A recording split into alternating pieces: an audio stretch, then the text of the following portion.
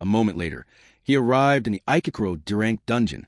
Exhaustedly, he asked his future self why he hadn't said anything earlier. But his future self merely asked him back if he wasn't the one who had wanted to avoid associating with anyone else, because anyone he came into contact with would meet with misfortune. He reminded him that this was also the reason why he was rather comfortable being shunned, and asked him why he was so angry on another's behalf. Suddenly, he was stopped by a momentary pause as goblins surrounded him, but his future self told him to stop acting as if he had suddenly become enlightened. He grabbed his sword from behind his back, and when the goblins leaped together to attack him, he slashed them swiftly. His future self told him that the world could be changed by his actions, but he just told his future self to shut up and that he would do whatever he wanted. His future self replied that he understood and that this was the response he was looking for. As a reward, he would teach him an application of space-time magic. Meanwhile, on the deepest floor, a huge explosion could be heard along with screams, and Shinon was thrown into midair. She slammed on the ground while her friends watched in horror. They worriedly called her name, but she couldn't stand up because of the pain. When she opened her eyes, she saw the C-rank extra boss, Dark Sentinel, in front of them. A man shouted that they hadn't been informed about it, and a lady who was trying to call for help shouted in panic that it was no use because there was no response to the rescue spell. Another lady urged them to calm down and told them that if they all attacked at once, they had a chance of winning. But the man stutteringly replied no, that he couldn't do it and that he didn't want to die. Dark Sentinel lit its huge sword while the lady shouted at the man that now was not the time to be saying something like that. But then Dark Sentinel swung its sword toward them and it hit all of them, throwing them into midair together. Shino managed to sit up and was shocked to see that all her friends were down on the ground. Many had collapsed, but then she saw one of her friends still alive and begging for help, so she pushed herself to stand and attacked the Dark Sentinel with her firepower. She managed to hit it in the head, but it didn't even scratch the Sentinel, leaving her stunned in horror. The Dark Sentinel raised its sword, and as it swung down toward her, she closed her eyes in tears and shouted for someone to help. Fortunately, he appeared just in time and used a stop chain skill to halt the Dark Sentinel's attack. He then asked her if she was all right. She opened her eyes, stunned to see him there, but he simply faced the Dark Sentinel and told her to stay back.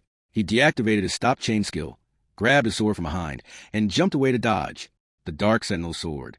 He then jumped behind it, and as it turned around quickly to attack him again, he blocked its attack with his sword and swung at its stomach, knowing that was the spot. But his attack was merely blocked by its armor, making him realize it was too hard. The Dark Sentinel launched another attack, which he blocked with his sword, try his best to compete with it. Unfortunately, his sword cracked under the force and broke in half. The Dark Sentinel stared at him in anger, making him curse under his breath. It then gathered power from its eyes and pointed at him, releasing a strong power that caused an explosion.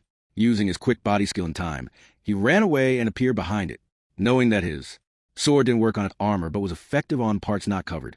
He realized he needed to focus on its head. The Dark Sentinel turned around, and he immediately launched his broken sword at its head. His future self reminded him that his sword was going to break, but he simply replied that he knew. He then used his material rewind skill, and as the sword began to repair itself, he launched it at the Dark Sentinel's head, which was gathering power again. The tip of his sword struck the Dark Sentinel's eye just in time, piercing through to the helmet. The head then became powerless, and he managed to land safely on the ground. His future self then told him that it seems he had changed fate itself, while Shinom stared at him in shock and confusion. A moment later, Shinom rushed to him, asking what in the world was going on and shouting at him to explain. But she decided to thank him first for saving her and her friends. He told her not to worry about it and pleadingly asked her if she could keep his secret for now. She thought for a moment and asked if, in other words, that would be a secret just between the two of them. He confusedly replied yes, that it would be like that. She smiled upon hearing it and then asked him what the source of his strength was earlier.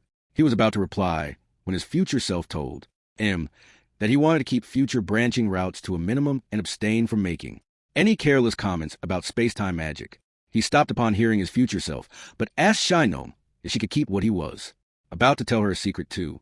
She looked at him in confusion, but he explained that a lot was going on, and he didn't want to stand out. His future self then suggested that he should deceive her somehow, which Shinom overheard, and asked if the voice she just heard was him. Shocked, he replied that it was not him at all, and he didn't know what she was talking about. He then glared angrily at the letter and swore to kill his future self later for it. He sighed and told Shy Gnome that he wanted to try out a special swordsman skill he had been training with forever, but since it was still incomplete, it wasn't something to tell everyone about. She smilingly replied that she understood, and if that was the case, she would keep the secret, making him sigh in relief, knowing that he had somehow managed to deceive her. Just like that, Shy Gnome Rin's supposedly fated death was averted, and at the same time, Haruto was able to obtain overwhelming magic and power. Haruto knew he couldn't change the past, but he could continue to change what was yet to come. Suddenly, someone called him God of Plagues, and when he looked back, he saw the bullying man at the door, calling him and teasingly laughing at him. A moment later, one man told him that he heard he went into the Ikebukuro dungeon yesterday, and a guy he happened to see told him that he just ran home, powerless, without being able to be of any use. Another man teasingly told them that it seemed they even ran into an extra boss and had to take a training session with it, which made them laugh.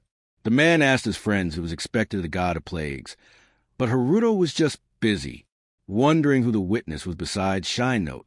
The man then told him that a buddy of his was also there and ended up being carried to the hospital with severe injuries, so the hospitalization expenses would be hefty. The man then gestured for money and asked if he understood what he meant by that. He then demanded that he pay up, and in return, they wouldn't tell anyone about it.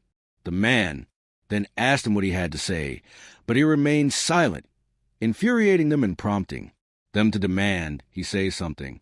The man then conjured fire in his hand and reminded him that he would become their target for practicing attack spells again. He shouted that he had had enough, which made the man stretch his hands in anger and ask him to repeat what he just said. Defiantly, he reiterated that he'd had enough and asked them if they were deaf pieces of trash, which enraged the man and his companions. They launched in, attacking him in anger while calling him a bastard, but he was thankful for his increased stats, as he could clearly see the scumbag's movements. He then swiftly attacked them one by one. He stopped behind them. They all looked around in horror, wondering what was going on. He told them to listen well, and warned them not to come near him ever again, or else the same thing would happen. He was holding their wallets and a lighter. One of the men shouted that those wallets were theirs, but he simply lit the lighter and told them that it was a promise between them and him. He then seriously asked them what they said, to which they all mouthed in fear. After that, they all ran away. He thought they wouldn't mess with him anymore and decided to go back to his class. A moment later, he was sitting in the class, noticing that their next class was magic capacity measurement. The teacher announced that they would begin that semester's magic capacity measurement immediately and called his Nate. He replied yes and stood up to walk to the front. He knew that his intrinsic magic capacity was almost zero, but he wondered how things would turn out now that he was a space-time mage.